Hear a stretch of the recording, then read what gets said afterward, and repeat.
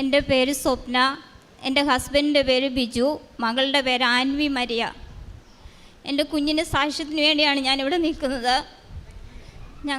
ഞാൻ വരുന്നത് പത്തനംതിട്ട ജില്ലയിലെ കോഴഞ്ചേരി നെല്ലിക്കാലയിൽ നിന്നാണ്.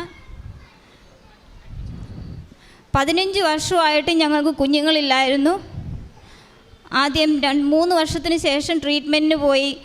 അടൂർ ലൈഫ് ലൈൻ ഹോസ്പിറ്റലിൽ പോയി. അവിടെ ചെന്നപ്പോൾ ഒരു സിസ്റ്റ് ഉണ്ട്, അത് കളഞ്ഞു കഴിയുമ്പോൾ കുഞ്ഞുങ്ങളുണ്ടാകും, വേറെ പ്രശ്നങ്ങളൊന്നുമില്ലെന്ന് പറഞ്ഞു. അതനുസരിച്ച് ഞങ്ങൾ വീണ്ടും മരുന്ന് കഴിച്ചുകൊണ്ടിരുന്നു. വീണ്ടും ഒരു പ്രയോജനം ഉണ്ടായില്ല. അതിനുശേഷം വീണ്ടും പല ഹോസ്പിറ്റലുകൾ കയറി ഇറങ്ങി. പ്രതീക്ഷകൾ നഷ്ടപ്പെട്ടു. മറ്റുള്ളവരുടെ കളിയാക്കലുകളും എല്ലാം കൊണ്ടെല്ലാം നഷ്ടപ്പെട്ടു. അങ്ങനെ 2018 ശേഷം ഞങ്ങൾ ഒരു ട്രീറ്റ്മെൻറ്റിനും പോയില്ല. ഞങ്ങളുടെ ഒരു ഫ്രണ്ടും അവരുടെ ഫാമിലി മുഖേന ഇവിടെ കൃപാസനത്തെക്കുറിച്ച് അറിയുകയും കൃപാസനത്തിൽ വന്ന് ഉടമ്പടി എടുത്ത് പ്രാർത്ഥിച്ചാൽ നിങ്ങൾക്കൊരു കുഞ്ഞിനെ കിട്ടുമെന്ന് അവർ പറയുകയും ചെയ്തു. 2020 ജനുവരി 25-ാം തീയതി ഞങ്ങൾ കൃപാസനത്തിൽ വരികയും ഉടമ്പടി എടുക്കുകയും ചെയ്തു. ഉടമ്പടിയിൽ 5 നിയോഗങ്ങൾ വെച്ചു. അതിലെ ഒരു നിയോഗം എനിക്കൊരു കുഞ്ഞിനെ തരണമെന്നായിരുന്നു.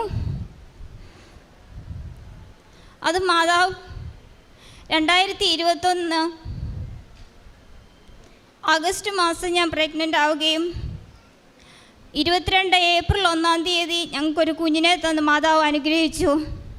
മാതാവിന് 1000 നന്ദി. ഉടമ്പടിയിൽ പറഞ്ഞിരുന്ന കാരുണ്യ പ്രവർത്തികൾ പലതും ചെയ്തു.